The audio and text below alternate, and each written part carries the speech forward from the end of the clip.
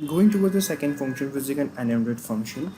What basically an enumerate function does is, you if we are going to deal with a number of iterations, then we need to have a counter for it. And in the Python we have a built-in function, an enumerate, which is going to have a stack over that thing here, and we are going to store it into a list too, and then we are going to increment our value by 10.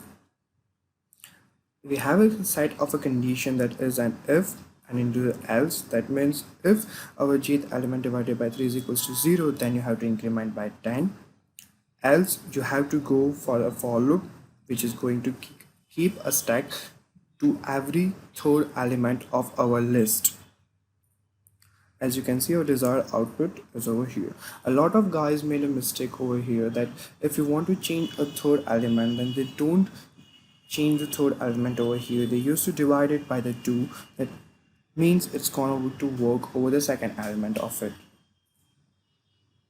As you can see, it's first into the second, and then the fourth, and then the sixth element of it. So make sure you guys remember that thing over here. And in the slicing, make sure you use a double dot. A lot of guys uses a single semicolon, and it makes a lot of fuss over here. So make sure you guys also remember in the slicing portion. Well, the slicing, you can say it as, this is much more efficient than using an enumerate function over here.